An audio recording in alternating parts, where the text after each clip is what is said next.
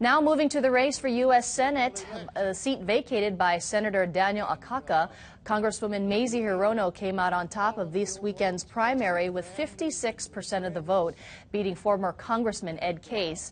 Congresswoman Hirono will now face Republican nominee and former Governor Linda Lingle in the general election.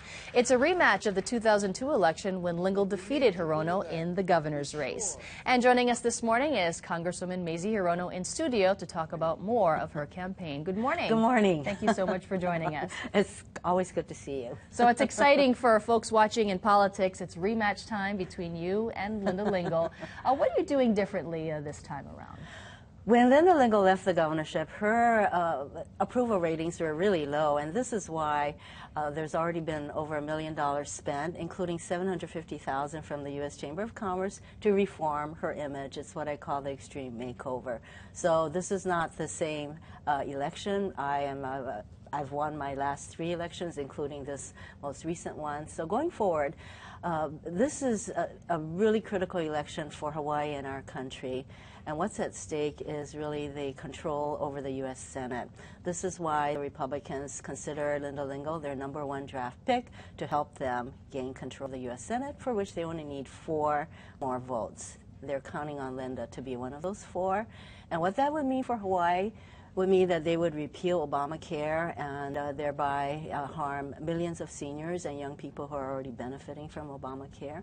They will make sure that the richest 2% of the people in our country continue to get their tax breaks on the backs of middle-class families. So that's what a Republican-controlled Senate will be. That is what a Linda Lingle win in Hawaii will mean to the Republican Party. And I know that you, too, will be debating the issues. Yes. Linda Lingle says that she will appear at 18 debates and forums with you.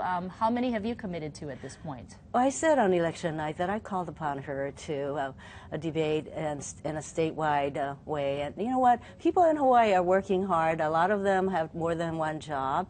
And I don't think that they consider me and Linda Lingle debating every 4 days or so to be particularly helpful. We will engage in statewide debates so that people will be able to really understand what's at stake. And what they're looking for is a U.S. Senator who shares their values, who will fight for them, who stands with them. And I'm talking about seniors, I'm talking about middle-class families, I'm talking about Native Hawaiians. When you talk to some small business owners, they say, hey, you know, we're not wealthy, we're not rich, but we're worried that if we vote for a Democrat, that our taxes could increase. So what can you say to make things more fair for small business owners as well? Well, the fact of the matter is that I was in Washington, D.C. a week or so ago to once again vote against the tax cuts that the Republicans in the House proposed that would actually raise taxes for, you know, just to keep taxes low for the richest 2% in our country.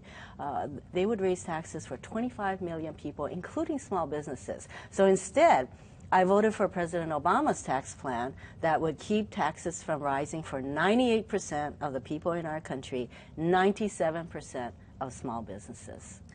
Linda Lingle says that she will actually vote for Ben Cayetano in the race for mayor because she's worried about this particular rail project costing too much in the environmental concerns. Who are you planning to vote for in the mayor's race? I consider Ben and Kirk both good friends, so I am going to keep my vote to myself, but what's important is how critical this U.S. Senate election is for the people of Hawaii. And I say that the people of Hawaii want someone who shares their values, who will fight for them on protecting Social Security, Medicare, and who will not be supporting the extension of tax cuts for the richest people in our country. Congresswoman, are you worried about the rail project as is? Well, you know what? Our entire congressional delegation supports rail as a choice for people, and I know that the people of Oahu will make a decision. My job as a member of Congress is to make sure that as long as rail is on track on Oahu, that every dime from the federal government that should come to help us pay for that comes to Hawaii. All right, Congresswoman Hirono, thank you so much for joining us. I appreciate it. Aloha.